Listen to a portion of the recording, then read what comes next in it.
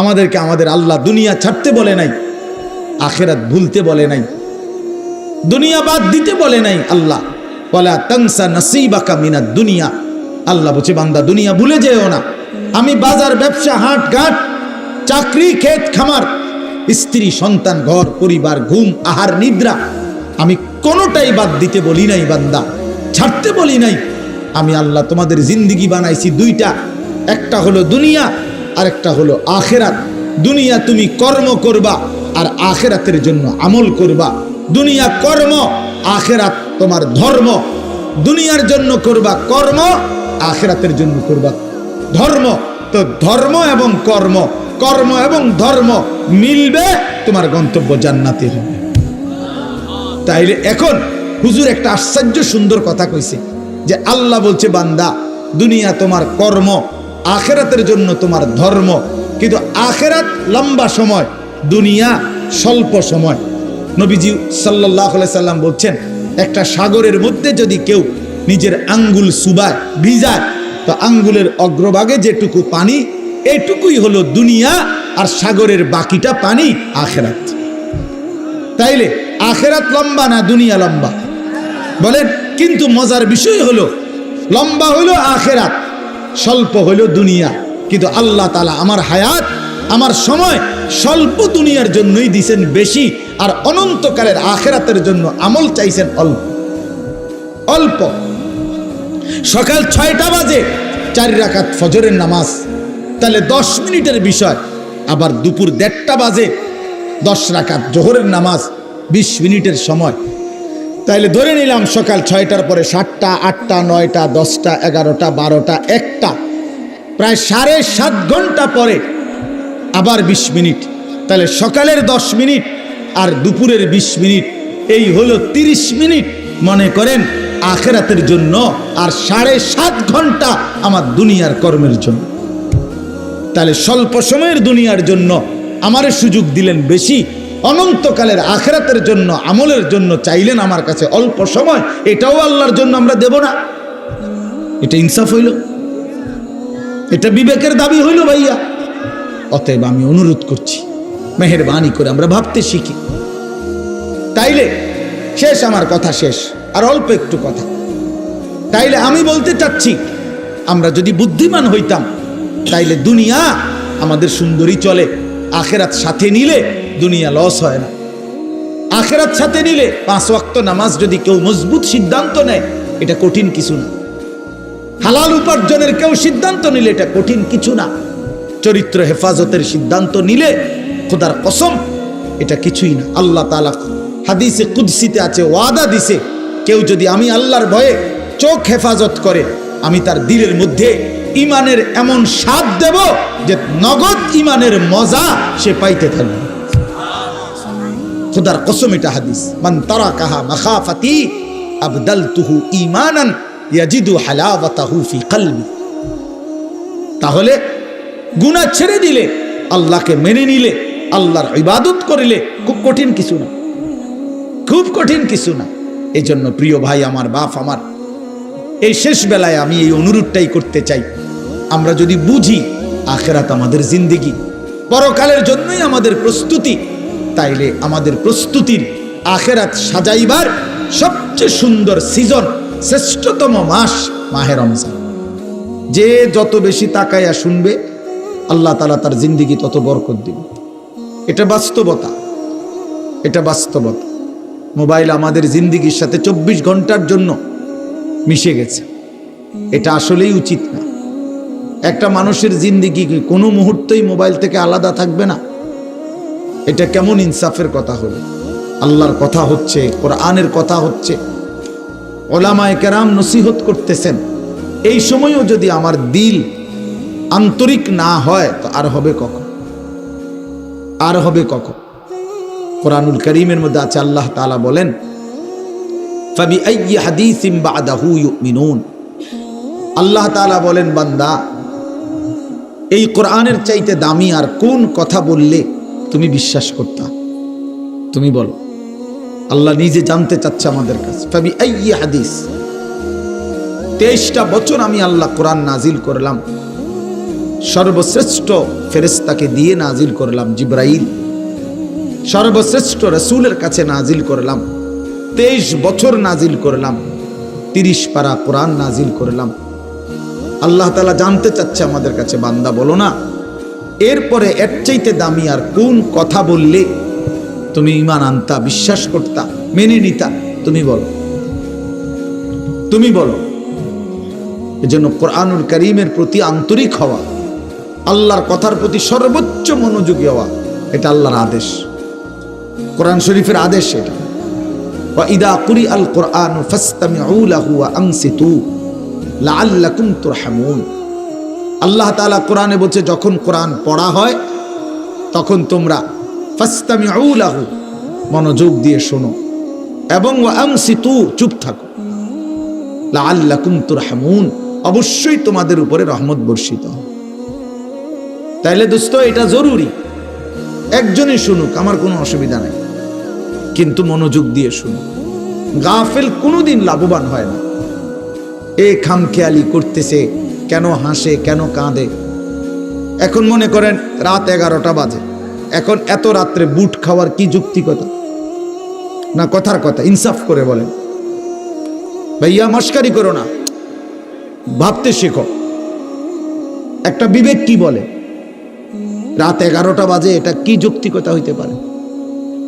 আল্লাহর কথার প্রতি খামখেয়ালি, এই অপদার্থই থেকে যায়।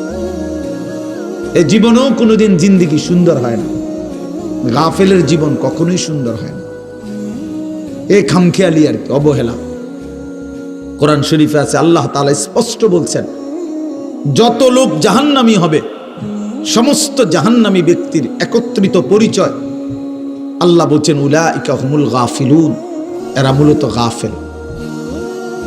এজন্য ভাইয়া বুট বাদামও খাইও না।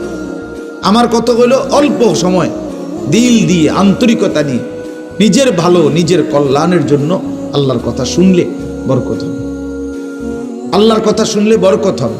লাআল্লাকুম তুরহামুন, আল্লাহ বলছে মনোযোগ দিলে, চুপ থাকলে আমি আল্লাহ তোমাদের উপরে রহমত বর্ষণ করব, রহমত বর্ষণ করব। কোরআন শরীফে আছে স্পষ্ট, ওমান আযলামু মিম্মান যুক্কিরা বিআয়াতি রাব্বিহি সুম্মা আ'রাযা আনহা।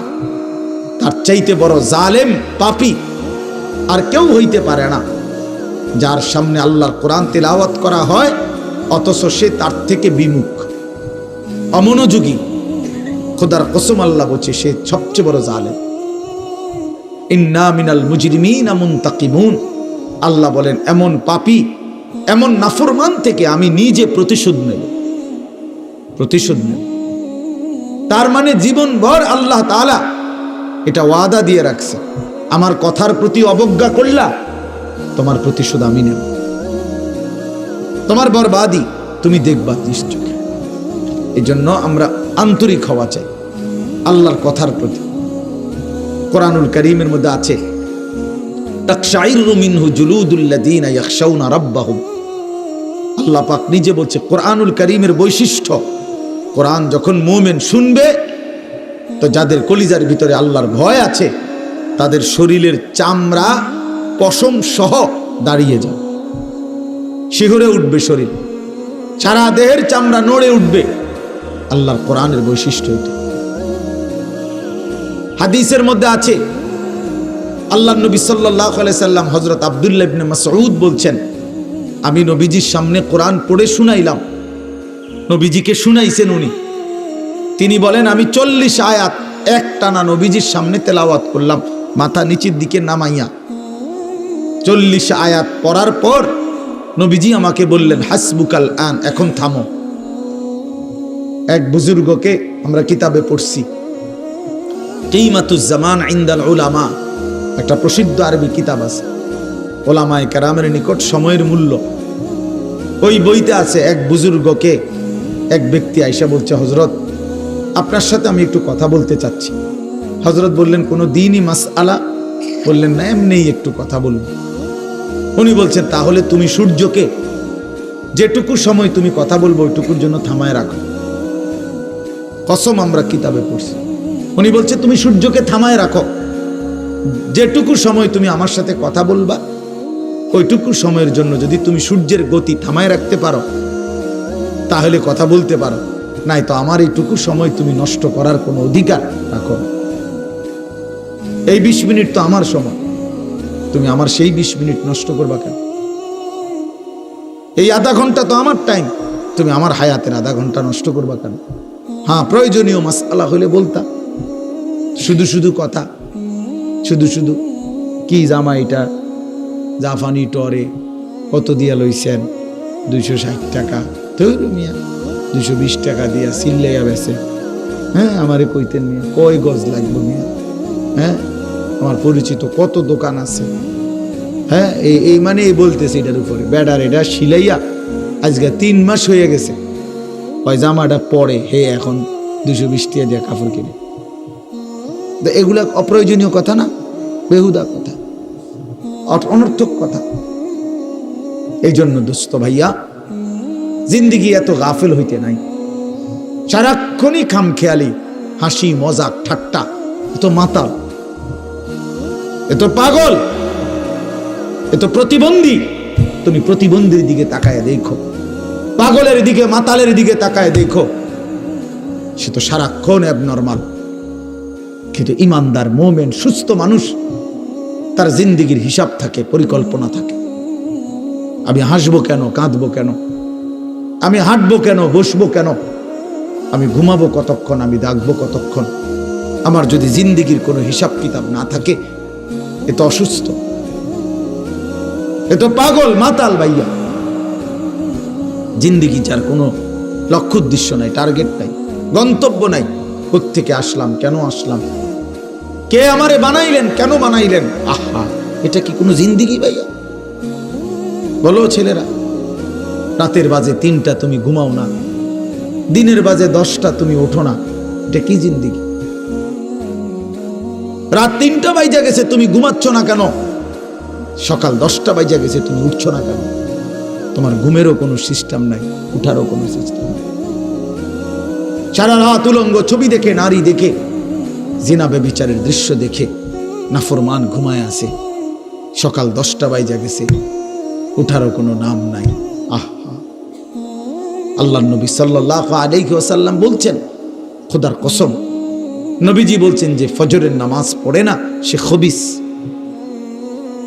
খবিস, এটা খবিস, খবিসান নফস। ওই ব্যক্তি খবিস, কাসলান, অলস। নবীজি বলছেন, যাকা রাজুলুন বালা শাইতানু ফি উযুনাইহি, যে ফজরের নামাজ পড়ে না, শয়তান তার 2 কানে পেশাব করে দেয়। শয়তান পেশাব করে দেয়। নবী সাল্লাল্লাহু আলাইহি ওয়াসাল্লাম বলেন, ফজরের নামাজ না পড়ে যেই নাফরমান ঘুম থেকে জাগে, ঘরের বাইরে বের হয়, সে শয়তানের, ইবলিসের পতাকা নিয়ে বের হয়। রায়াতুশ শাইতান, শয়তানের পতাকা নিয়ে বের হয়।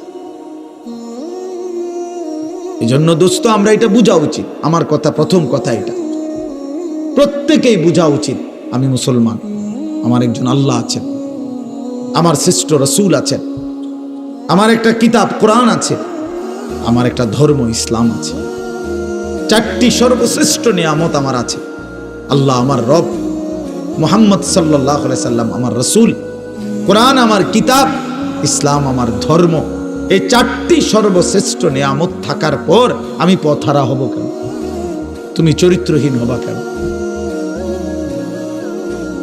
তুমি দুশ্চরিত্র হবা কেন ভাইয়া? কিসের অভাবে নষ্ট হয়ে গেল? কিসের অভাবে? খোদার 365 দিনের 1 বছরে তোমরা যেই ছেলে কোনোদিন ফজরের নামাজ পড়লা না, প্রিয় ভাই, ইনসাফের সাথে বলো, এটা মুসলমান? মুসলমানের বাচ্চা তো নিকৃষ্ট হয়। তুমি কোনো মায়ের ঘরেও জন্ম নিছো, মুসলমানের ঘরে? 365 দিনে খোদার 1 বছর কোনোদিন মনে পড়লো না ফজরের নামাজের কথা? মুসলমান এত বড় গাদ্দার হয়? মুসলমানের বাচ্চা এত বড় নাফরমান হয়? আহা, আফসোসের বিষয়।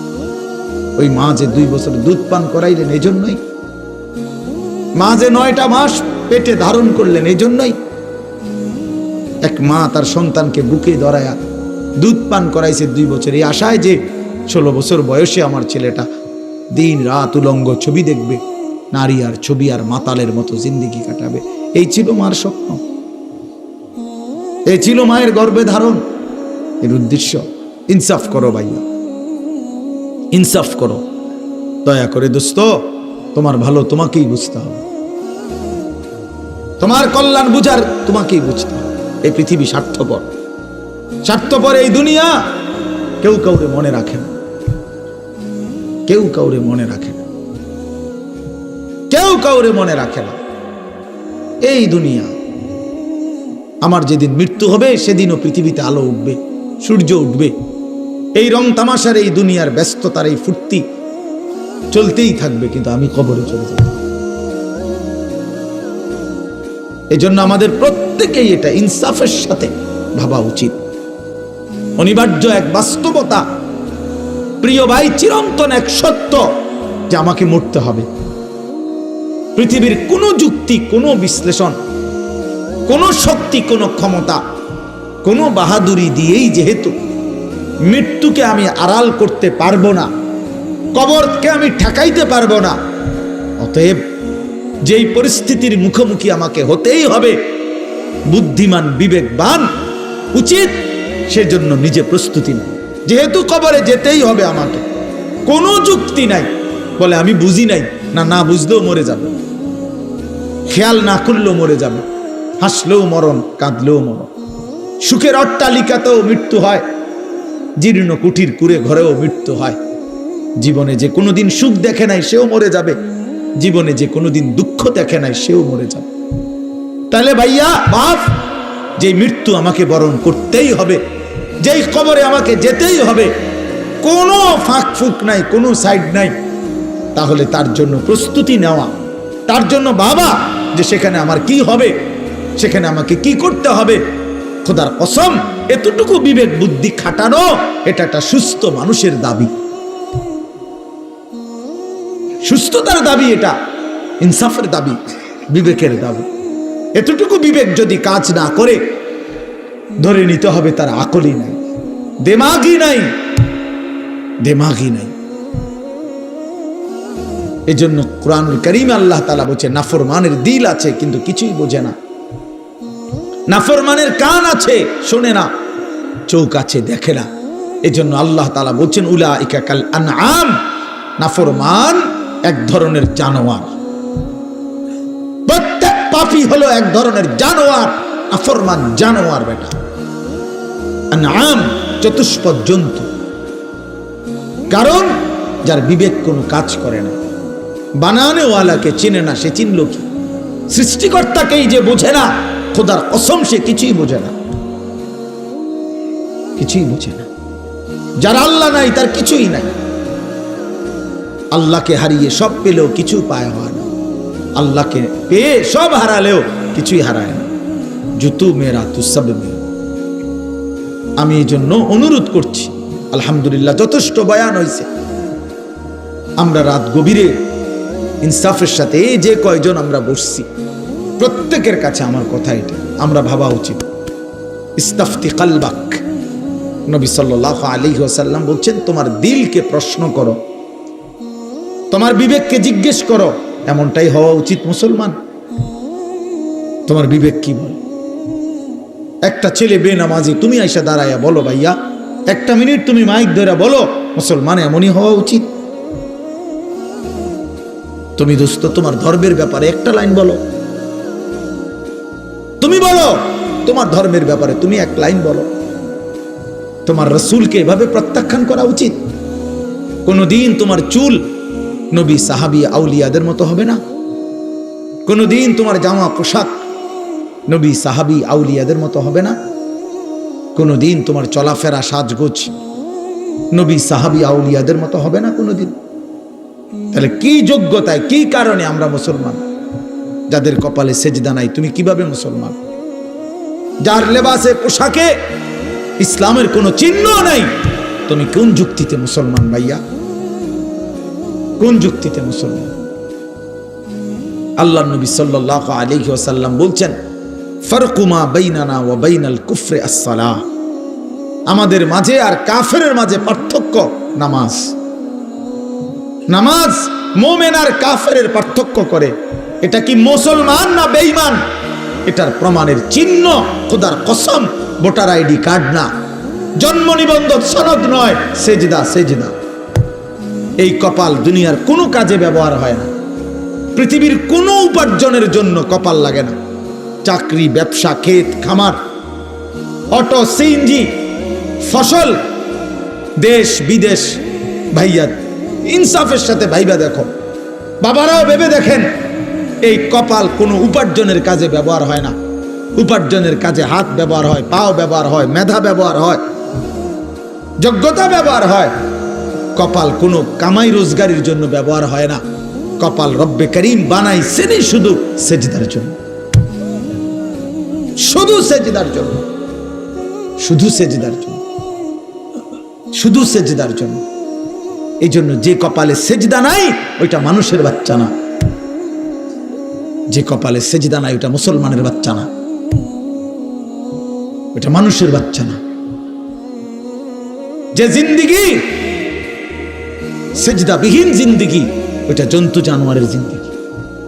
কোরআন শরীফে আছে, কোরআন শরীফ স্পষ্ট আছে, সূরা আরাফের মধ্যে আছে। আল্লাহ বলছেন, ওয়াত্তাবা হাওয়াহু ফামাসালুহু কামাসালিল কালব। প্রিয় বন্ধু শোনো মিয়া, আল্লাহ বলছে মনের ইচ্ছা মতো যে চলে, মনের চাহিদার যে অনুসরণ করে। কেন নামাজ পড়ো না? তোমার মন চাইছে দেখা পড়ো না। কেন সারা রাত নারী দেখলা, ছবি দেখলা সারাদিন? তোমার মন চাইছে দেখা। কেন তুমি পেশাব পায়খানার পরে ঢিলা কুলুক টয়লেট পেপার পাক পবিত্র ঠিক মতো হও না? কেন? তোমার মন চাইছে দেখা। কেন তোমার জবানে একবারও তোমার মালিকের নাম উচ্চারণ হয় না? তোমার মন চাইছে। এই জন্য তুমি যা ইচ্ছা তাই করতেছ, কেউ তোমারে বাধা দিচ্ছে না।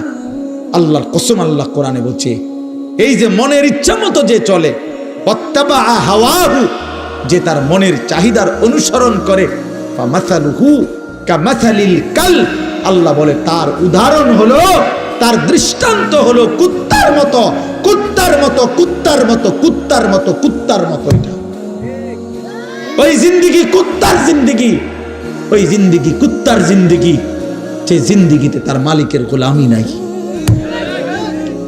জন্য মনে রাখো, যাদের কপালে ছেলেরা সেজদা নাই, তোর জিন্দিগি কুত্তার জিন্দিগি, মনে রাখিস। আমার নাম মনে রাখিস, আমি বলছি, আমার নাম আনিসুর রহমান, আমার নাম মনে রাখ। ওই জীবন কুত্তার জীবন, যে জীবনে সেজদা নাই। ওই জিন্দিগি জানোয়ারের জীবন, যে জীবনে মালিকের গোলামি নাই, আল্লাহর নাফরমানি চেয়েছি। কেন সেজদা দিবা না? তুমি মানুষ না? তুমি জানোয়ার? তুমি কুকুর? তুমি বিড়াল? তুমি শূকর? তুমি সেজদা দিবা না কেন? তুমি এক পবিত্র মায়ের ঘরে জন্ম নিছ, তুমি এক ইমানদারের সন্তান, তুমি কেন সেজদা দিবা না? বলুন বাপ, আপনারা যারা বাবা আছেন, আপনাদের কাছে আপনারা বুঝাপড়া করেন। মুসলমান যদি হয়ে থাকেন, বুঝাপড়া করেন নিজের ছেলের ব্যাপারে।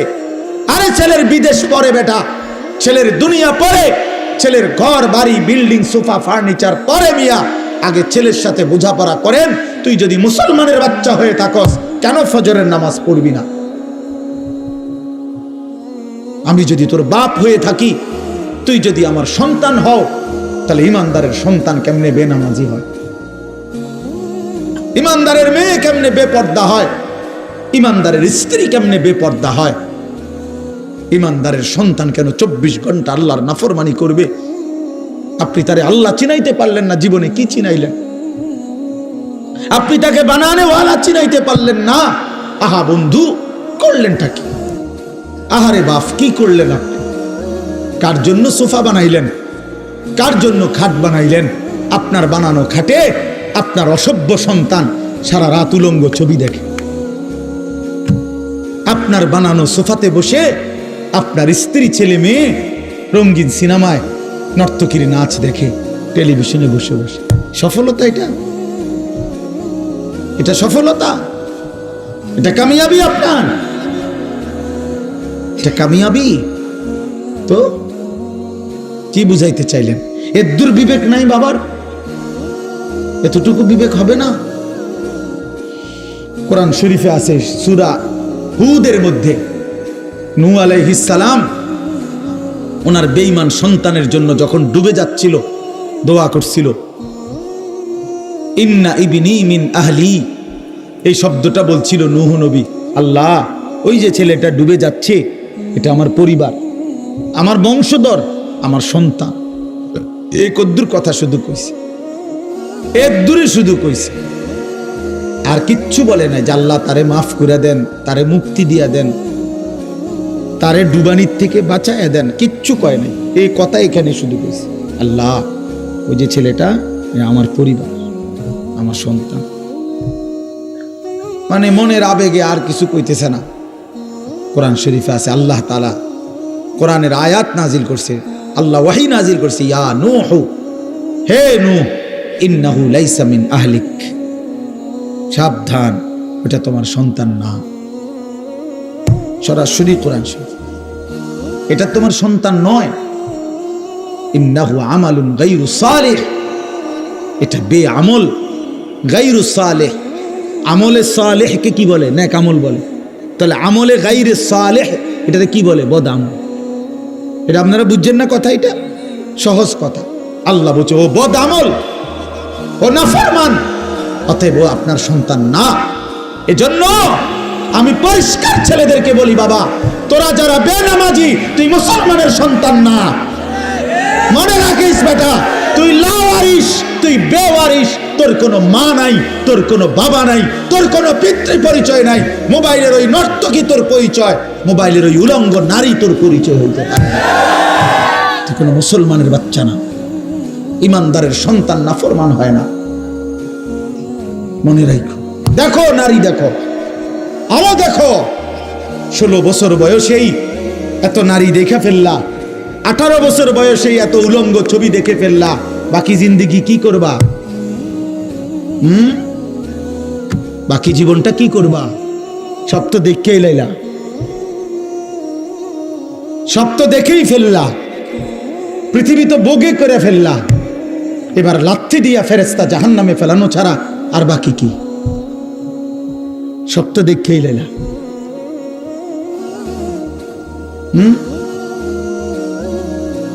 হালাল স্ত্রীর ভালোবাসা তো আর মিলবে না, পবিত্র স্ত্রী তো আর মিলবে না। আল্লাহ কোরআনে ওয়াদা দিছে, যেই পুরুষ খবিস, অসৎ চরিত্রের, আল্লাহর ওয়াদা তার স্ত্রীও মিলবে খবিস। কি আয়াত? আল খাবিসাতু লিল খাবিসিন ওয়াল খাবিসুনা লিল খাবিসাত। সরাসরি কোরআন শরীফের আয়াত। বন্ধু মনে রাখো, আমি ডেইলি বলি, রাস্তার বেডি আর মোবাইলের বেডি আর বাস্তবতার বিবি এক কথা না। রাস্তার নারী 2 নম্বর হইলে তোমার সমস্যা নাই, মোবাইলের নর্তকী 3 নম্বর হইলেও তোমার সমস্যা নাই। তোমার বউ যদি 2 নম্বর হয়, চরিত্রহীন হয়, তুমি বুঝবা দুনিয়া কারে বলে। তোমার হায়াতই তখন হয়ে যাবে জাহান্নামের টুকরা। এজন্য প্রিয় সন্তান মনে রাখো, এত অল্প বয়সে এত নষ্ট হইও না, এত কম বয়সে এত চরিত্রহীন হইও না, এত চালাক ভাইব না নিজেরে, এত চালাক ভাইব না, এত বুদ্ধিমান মনে করো না। তোমরা অনেক চালাক মনে করতেছো নিজেরে। কেন? বাপে কিছু কয় না, মায়ে কিছু বলে না। আহা, আমি আজকেও বলছি সাদ ভাই, আমার জীবনের সবচেয়ে আশ্চর্য লাগে, আহারে একটা ছেলের 18 বছর বয়স, 1 ওয়াক্ত নামাজ পড়ে না, সারাদিন মোবাইল, চুলের বাহার, সারাদিন বন্ধুদের আড্ডায় শেষ। একটা মা, আপন মা, বাপ, আত্মীয় স্বজন, পাড়া পড়শি, কেউ তারে কদ্দুর ডাকে না।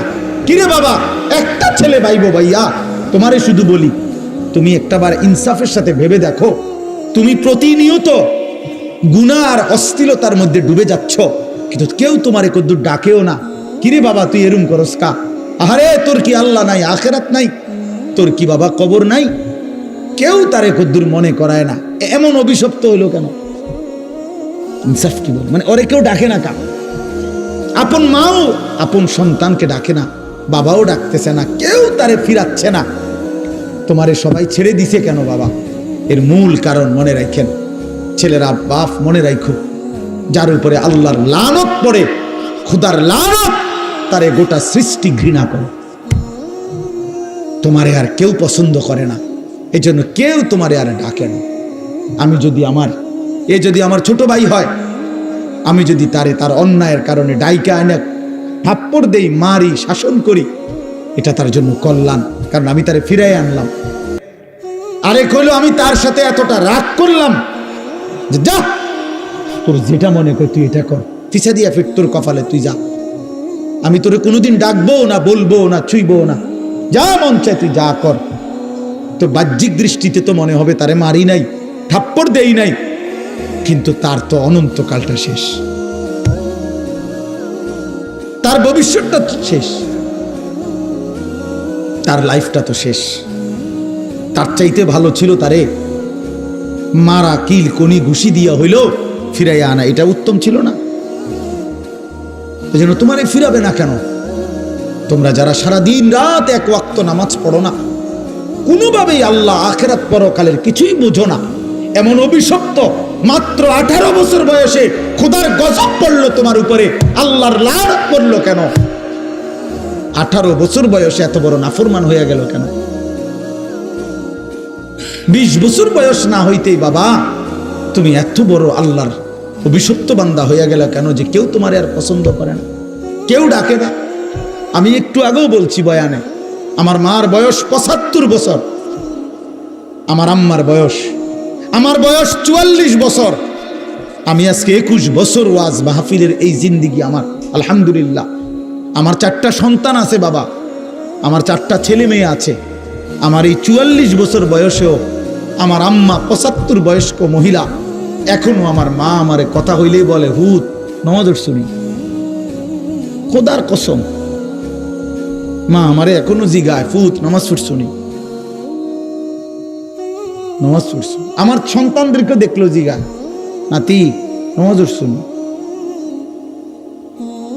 আমার মা আমারে আজও বলে, ফুত কতখানে ওয়াজে যাও, মানুষের লোকে চাইও টাকা পয়সা লইয়া, কি করো না, কষ্ট দিও না, ঝামেলা করো না। কতবার যে কইছে মা আমার এই কথাইটা, শতবার কইছে মা আমারে, আমার এই জীবনে।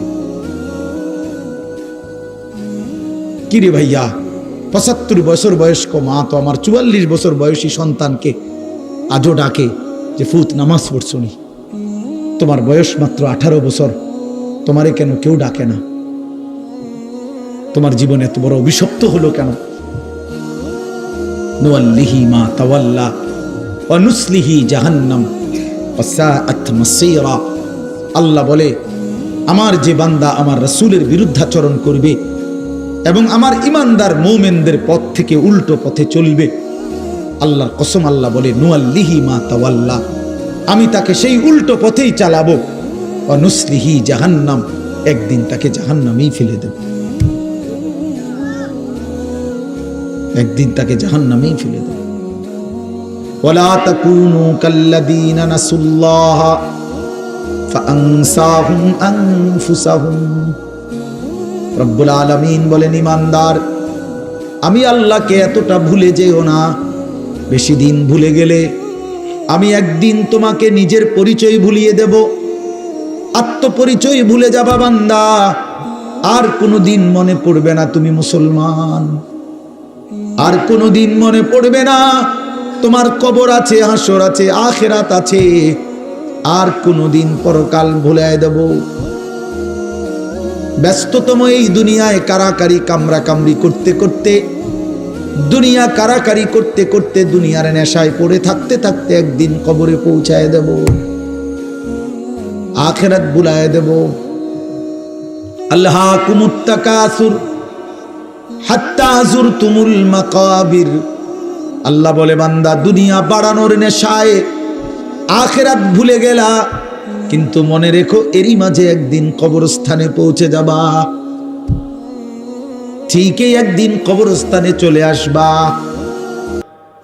কাল্লা সাউফা তা'লামুন, সেদিন কবরে আসলেই আমি আল্লাহ তোমাকে বুঝিয়ে দেব আমার প্রতিটা নাফরমানির শাস্তি।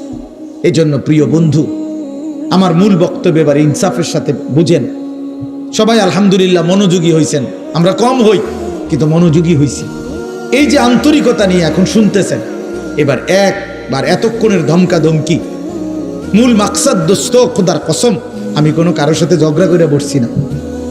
ঝগড়া করে বসছি ভাইয়া এমন তো না যে কারোর সাথে আমার কাজ্জা ঝগড়া হয়েছে।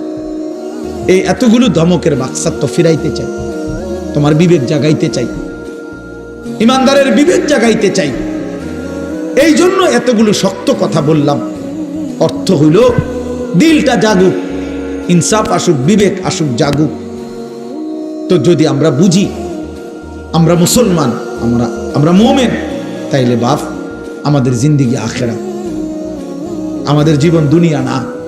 দুনিয়া আমাদেরকে অল্প সময়ের জন্য দেওয়া হয়েছে, মূলতই আমাদের যাবতীয় হাসি কান্না আনন্দ বেদনা, আমাদের জিন্দেগির যাবতীয় প্রস্তুতি খোদার কসম আখিরাতের জন্য। আখিরাতের জন্য আমাদের সত্যিকার অর্থে আমরা একটা মিনিট আমার শায়েখ আরিফ বিল্লাহ হাকিমুন নফস আল্লামা মুফতি মুশতাকুন নবী কাসিমি হুজুর আমার মাদ্রাসায় কয়দিন আগে বয়ান করছিলেন। 8ই ফেব্রুয়ারি আমি আমার মাদ্রাসায় কিশোর যুবক ছেলেদের জন্য আলাদা ইসলাহি মজলিসের আয়োজন করছিলাম বয়ানের। 16 বছর থেকে 30 বছর বয়সী, শুধু এই বয়সী ছেলেদের জন্য প্রায় 600 ছেলে উপস্থিত হয়েছিল। তখন হজরত বলছিলেন ওইখানে বয়ানে যে ভাইয়া আমাদের জিন্দেগি দুইটা, আমাদেরকে আমাদের আল্লাহ দুনিয়া ছাড়তে বলে নাই, আখিরাত ভুলতে বলে নাই, দুনিয়া বাদ দিতে বলে নাই। আল্লাহ ওয়ালা তানসা নাসিবাকা মিনাদ দুনিয়া, আল্লাহ বলছে বান্দা দুনিয়া ভুলে যেও না।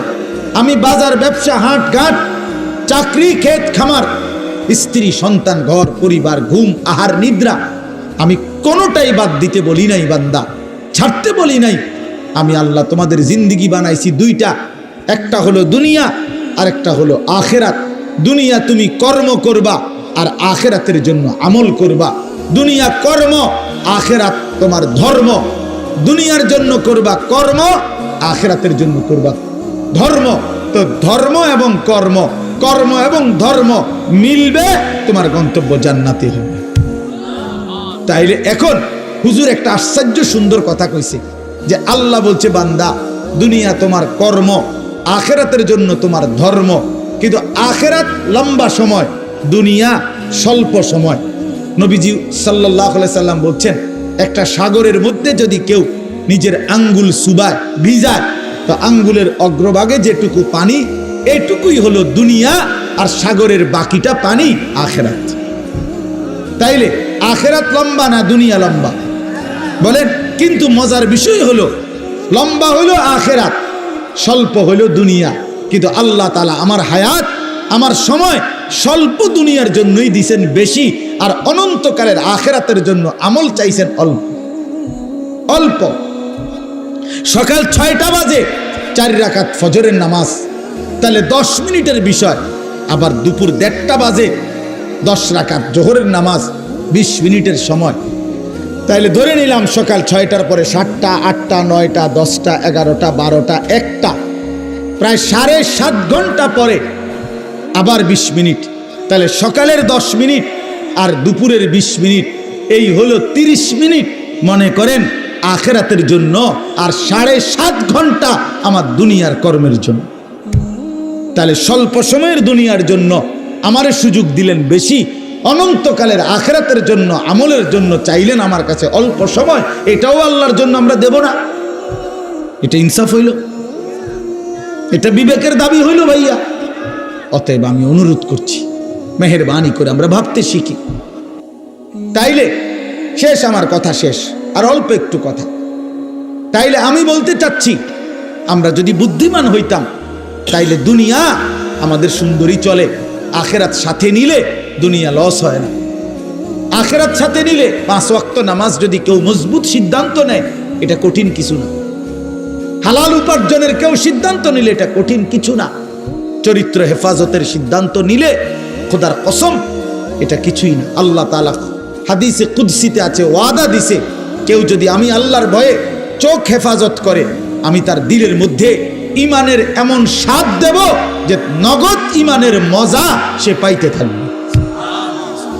খোদার কসম, এটা হাদিস। মান তারাকাহা মাখাফাতি আবদালতুহু ঈমানান ইয়াজিদু হালাওয়াতাহু ফি কলবি।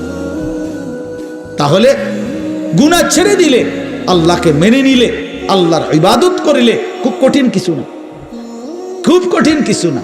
এই জন্য প্রিয় ভাই আমার, বাপ আমার, এই শেষ বেলায় আমি এই অনুরোধটাই করতে চাই, আমরা যদি বুঝি আখিরাত আমাদের জিন্দেগি, পরকালের জন্যই আমাদের প্রস্তুতি, তাইলে আমাদের প্রস্তুতির আখিরাত সাজাইবার সবচেয়ে সুন্দর সিজন, শ্রেষ্ঠতম মাস মাহে রমজান। মাহে রমজান আমাদের সামনে একদম মুখোমুখি, শাহরু রমাদান, রমজান মাস। এই রমজান মাসটাকে কদর করার কথা আমি বলতে চাই, এটাই আমার শেষ আহ্বান। কেউ যদি বুঝি আমরা আমার আখিরাতি মূল, আমার দুনিয়া সামান্য, তাহলে আমাদের উচিত মাহে রমজানের প্রস্তুতি নেওয়া, মাহে রমজানের প্রস্তুতি নেওয়া। মাহে রমজান, আল্লাহ নিজের এই যে প্যান্ডেল আপনারা সাজাইছেন সুন্দর করে মাহফিলের জন্য, খোদার কসম আল্লাহ তাআলা বলে, বান্দা, রমজান আমি নিজ হাতে সাজিয়েছি আমার বান্দাকে জান্নাত দেওয়ার জন্য, জাহান্নাম থেকে বাঁচাবার জন্য। যদি বলি আল্লাহ কেমনে সাজাইলেন, আল্লাহ তাআলা বলেন, শুনো, আমার সাজানোটা তোমরা শুনো। এক, আমি আল্লাহ জান্নাতের সব দুয়ার খুলে দিয়েছি। দুই, জাহান্নামের দরজাগুলো বন্ধ করে দিয়েছি। তিন, সমস্ত শয়তান এবং দুষ্ট জিন শেকলে বন্দী করে দিয়েছি। এবার আসো রমজানের ভিতরে, আমি আল্লাহ তাআলা রমজানের প্রথম দশক রহমত দ্বারা সাজিয়েছি, মাঝের দশক মাগফিরাত দ্বারা সাজিয়েছি, শেষ দশক নাজাত দ্বারা সাজিয়েছি। এবার আসো ইবাদত, সারা বছরের ইবাদতের সাথে আমি আরো নতুন নতুন কতগুলো ইবাদত রমজানে যোগ করেছি। কি? এক মাসের পূর্ণ রোজা, এক মাসের পূর্ণ 20 রাকাত তারাবি, এক মাসের জন্য ইফতার, এক মাসের জন্য সাহারি। এই চারোটাই ইবাদত। ইফতারও ইবাদত, সাহারিও ইবাদত। সাহারি বুঝুন তো না, রাত্রির খাবার। এরপরে রোজাটাও ইবাদত, এরপরে 20 রাকাত তারাবিও ইবাদত।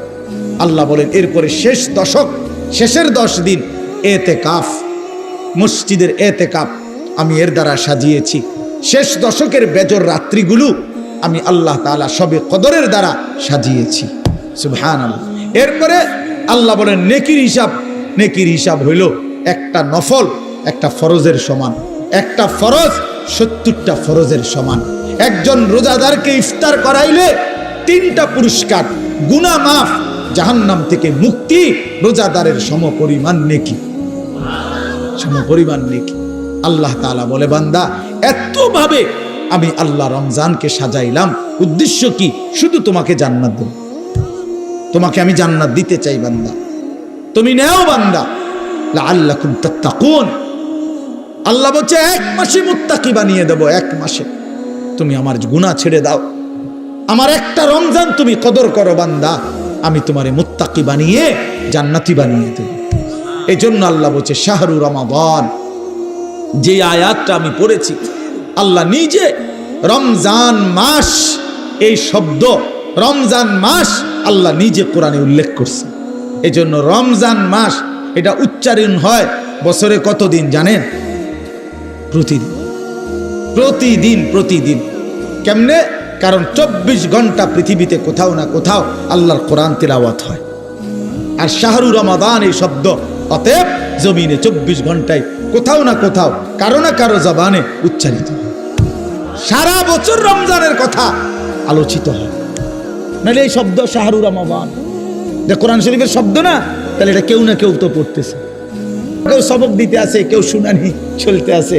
মানে 24 ঘন্টা আল্লাহর জমিনে সারা বছর এক আওয়াজ উচ্চারিত হয়, রমজান মাস, রমজান মাস, রমজান মাস, শাহরু রমাদান। আল্লাহ এবার বলে, বান্দা শোনো, এই মাসের পরিচয় আমি বললাম, আমার পরিচয় আমি দেই আমার মাসের। আল্লাযী উনজিলা ফীহিল কোরআন, এটা সেই মাস যে মাসে কোরআন নাজিল করা হয়েছে। কোরআন নাজিল করাতে এই মাস দামি। আমার শায়েখ আল্লামা মুফতি মুশতাকুন নবী সাহেব বলে যে, দেখো একটি রমজানে কোরআন নাজিল হয়েছিল, প্রত্যেক রমজানে কোরআন নাজিল হয় না। কোরআন তো একটি রমজানে, নবীজির বয়স তখন 40, ওই সময়ে একটা রমজান কোরআন নাজিল হয়েছিল। কিন্তু ওই এক মাসে একবার কোরআন নাজিল হওয়ার কারণে কোরআনের বরকতে ওই মাস যতবারই পৃথিবীতে আসে ততবারই দামি হয়ে যায়। ওই একটি রাত শবে কদর, ওইটা তো একটা রাতে কোরআন নাজিল হয়েছিল, কিন্তু ওই রাত এটা এবার যতবারই আসে ঘুরে ঘুরে ততবারই ওই রাত দামি হয়ে যায়। এজন্য কোরআন যে রাতের সাথে একবার লাগছে, এই রাত আজীবনের জন্য দামি হয়ে গেছে। কোরআন যেই মাসের সাথে একবার লাগছে, ওই মাস আজীবনের জন্য দামি হয়ে গেছে। কোরআন যেই বান্দার জীবনে একবার লাগবে, ওই বান্দাও আজীবনের জন্য দামি হয়ে যায়, দামি হয়ে যায়। হুদাল লিন্নাস ওয়া বাইয়িনাতিম মিনাল হুদা ওয়াল ফুরকান। আল্লাহ বলেন আমার কোরআনের 3টা বৈশিষ্ট্য। একটা হলো সারা পৃথিবীর মানুষের জন্য হেদায়েত। 2 নাম্বার হলো কোরআনের সমস্ত হেদায়েতের বাণী স্পষ্ট, কোনো অগোছালো, কোনো লুকোচুরি, কোনো সংক্ষিপ্ত অপূর্ণাঙ্গ কোনো কথা নাই, সব স্পষ্ট। আর 3 নাম্বার হলো কোরআনই হচ্ছে একমাত্র সত্য মিথ্যা, ন্যায় অন্যায়, জায়েজ না জায়েজ, হালাল হারাম, বৈধ অবৈধ, উচিত অনুচিতের মাপকাঠি। ফুরকান, ফুরকান। এই জন্যই তোমরা যারা স্কুলে পড়ো, কলেজে পড়ো ভাইয়া, ইউনিভার্সিটিতে পড়ো, কোনো আপত্তি নাই, তবে এইটা মনে রাখো বন্ধু, কোরআনুল কারীমের জ্ঞান যে অর্জন করতে পারে নাই, কোরআন যে ধরতে পারে নাই, কোরআন যে ছুঁইতে পারে নাই, তুমি ন্যায় অন্যায় চিনো নাই, সত্য মিথ্যা তোমার কাছে স্পষ্ট না। খোদার কসম, পৃথিবীর আর কোনো বই, আমি চ্যালেঞ্জ করলাম এখানে এখন, পৃথিবীর আর কোনো বই দিয়ে, পৃথিবীর আর কোনো গ্রন্থ দিয়ে সত্য মিথ্যা, ন্যায় অন্যায়, জায়েজ না জায়েজ, হালাল হারাম, বৈধ অবৈধ, উচিত অনুচিত নির্ধারণ করা যায় না। না, বাংলা বই দিয়ে হবে না, এটা অঙ্ক বই দিয়ে হবে না, ইংরেজি বই দিয়ে হবে না, একমাত্র আল্লাহর কোরআন। বৈধ অবৈধ নির্ধারণ করে আল্লাহর কোরআন, হালাল হারাম নির্ধারণ করে আল্লাহর কোরআন, উচিত অনুচিত নির্ধারণ করে আল্লাহর কোরআন। ফুরকান এটা। এজন্য কোরআন বঞ্চিত, সে সত্য মিথ্যা, আলো অন্ধকার থেকে বঞ্চিত, বঞ্চিত। লোক দেখানো যা মন চায়, অমুক ভদ্রলোকে কইছে এটা সুন্দর, এই তো কয় সুন্দর। ইয়াহুদির বাচ্চা কইছে এটা চমৎকার, হেও কয়টা চমৎকার। খ্রিস্টানের বাচ্চা কইছে এটা যৌক্তিক, হেও কয়টা যৌক্তিক, হেও কয়টা যৌক্তিক। কারণ তার কাছে তো মূল কষ্টি পাথর আল্লাহর কোরআন নাই। এবার যেই বেঈমান যেটা কয় ওইটাই ভালো লাগে। এই জন্য দেখেন না, আমাদের যেই ছেলেদের কোরআন সুন্নাহর আলোকে নবী সাহাবীদের চুল থেকে যারা বঞ্চিত, তাদের আর চুলের নির্ধারিত কোনো স্টাইল নাই, যখন যেটা দেখে যেটা ভালো লাগে। দেখেন যারা নবী এবং সাহাবী আউলিয়াদের পরনের পোশাক থেকে বঞ্চিত, তাদের আর নির্ধারিত কোনো প্যান্ট আর শার্টের মডেল নাই, যখন যেটা ভালো লাগে ওইটাই কিনবে, যখন যেটা চলাফেরা ভালো লাগে সেটাই ভালো লাগে। তার মানে আল্লাহ থেকে বঞ্চিত, রাসূল থেকে বঞ্চিত, তো সে সত্য সঠিক ইনসাফ ন্যায় পরায়ণতা থেকে বঞ্চিত, বঞ্চিত। সর্বশেষ কথা হলো আল্লাহ বলেন ফামান শাহিদা মিনকুমুশ শাহরা ফালিয়াসুমহু। অতএব আমার বান্দা, তোমাদের যারাই রমজান মাসে আসবা, পৌঁছবা, তোমরা রোজা রাখো, আমার হুকুম মাইনো। আল্লাহ বলেন, আল্লাহ যেন মহব্বত করে বলছে, বান্দা রোজা রাখো, বান্দা আমি তোমারে মুত্তাকি বানাবো, আমি তোমারে জান্নাতি বানাবো, আমি তোমারে জান্নাতি বানাবো। এই জন্য দোস্ত, এই শেষ বেলায় আমার এই শেষ কথা এটাই, আমাদের সামনে মাহে রমজান। তোমরা যারা কিশোর নওজোয়ান আছো বাপ, তোমাদের কাছে অনুরোধ, রমজানকে মনে করে সামনে রেখে তোমরা তোমাদের জিন্দেগি বদলাও। এই জীবন এভাবে চললে হবে না ভাইয়া, তুমি সুখ পাইবা না। কোনো বেঈমান দুনিয়াতে ইজ্জত পায় না, আখেরাতে তো কিছুই নেই। কোনো সুদখোরকে কেউ সম্মান করে না, কোনো চরিত্রহীন লম্পটকে কেউ সম্মান করে না ভাইয়া, কেউ রে না। মানুষ মন্দকে মন্দই বলে, মানুষ উত্তমকে উত্তমই বলে। কোনো লম্পট চরিত্রহীন, কোনো মদখোর গাঁজাখোরকে কেউ জোনায়েদ বাগদাদি বলে না, কেউ বাইজিদ বুস্তামি বলে না, বাটফারকে বাটফারই বলে, নেককারকে নেককারই বলে। মানুষ আলোকে আলো বলে, অন্ধকারকে অন্ধকার বলে। এখন যে কোনো মানুষকে জিজ্ঞাসা করলে সে বলবে অন্ধকার, দিনের আলোকে দিনের আলোই বলে। এজন্য সাদাকে মানুষ সাদাই বলে, কালোকে মানুষ কালোই বলে, তার মানে আমরা আরবিতে পড়ছি অফিকা উয়ুবুন ওয়ালিন্নাসে আয়ুনুন, তোমারও দোষ আছে, মানুষেরও চোখ আছে। এটা আরবি প্রবাদ। তার মানে তুমি ভাইবো না তুমি বুদ্ধিমান, বাকিরা বোকা না। সবাই ভাতে খায়, তুমি কেবল ভাত খাও, বাকিরা সবাই সিরা খায়। বিষয়টা এমন না, সবাই ভাতেই খায়, কাজে বুঝবে না কেন? বুঝবে না কেন? আল্লাহ নবী সাল্লাল্লাহু আলাইহি সাল্লাম বলছেন, অন্ধকারে একাকিত্বে যে গুনাহ করে, খোদার কসম আল্লাহ নবী বলছে দিনের আলোতে আল্লাহ তাআলা তার চেহারার মধ্যে সেই অপরাধের চিহ্ন ভাসিয়ে দেন। এজন্য মানুষ দেখলেই কয় নাফরমানি তো করছে, গাঁজা তো খাইছে, নেশা তো করছে গোপন কোনো জায়গায়, কিন্তু বাইরে হইলে মানুষ চেহারার দিকে তাকাইলেই বলে, দেখতেই বোঝা যায় ফুটটা খোর।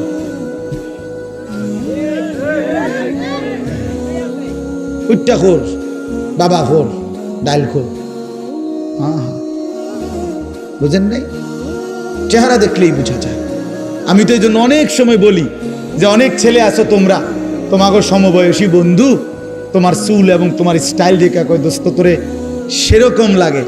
তা আমি বলি যে তুমি একটাবার জিঙ্গাইলা না দোস্ত, সেরকম তো লাগে বুঝলাম, সে এটা কেডা? সে কে? যার মতো লাগে সে কে? তুমি তো আমার একটা কারো না কারো মতোই কইতে চাইছো যে সেরকম লাগে, তো সেরকমটা কে? সে কে?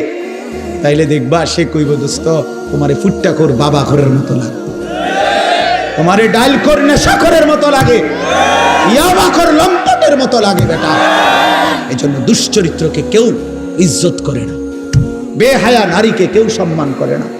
কোন বেপর্দা নারীকে দেখে রাস্তার কোন লম্পট, কোন বখাটে দুশ্চরিত্র মানুষ যারা নারীকে দেখে, বেহায়া বেপর্দা নারীকে, তাকে নিয়ে কেউ রাবেয়া বসরির কল্পনা করে না, রাবেয়া বসরির কল্পনা করে না, তাকে নিয়ে অসভ্য কল্পনাই করে, উলঙ্গ কল্পনাই করে। এই জন্য ভাইয়া নিজের কদর করো, এটা উপলব্ধির বিষয়, এটা উপলব্ধির বিষয়। আল্লাহ আমাদেরকে বুঝ দান করেন। আল্লাহ তাআলা আজকের এই মাহফিল ভরপুর কবুল করে নেন। যাদের ভালোবাসায়, যাদের আয়োজনে, যাদের আন্তরিক প্রচেষ্টায় মাহফিল হয়েছে, আল্লাহ তাআলা সকলকে উত্তম বিনিময় দান করেন। আগামী দিনেও আল্লাহ তাআলা এই মাহফিলকে কায়েম দায়েম করে দেন। আমরা সবাই রমজানকে কদর করব তো ইনশাআল্লাহ? বলেন ইনশাআল্লাহ।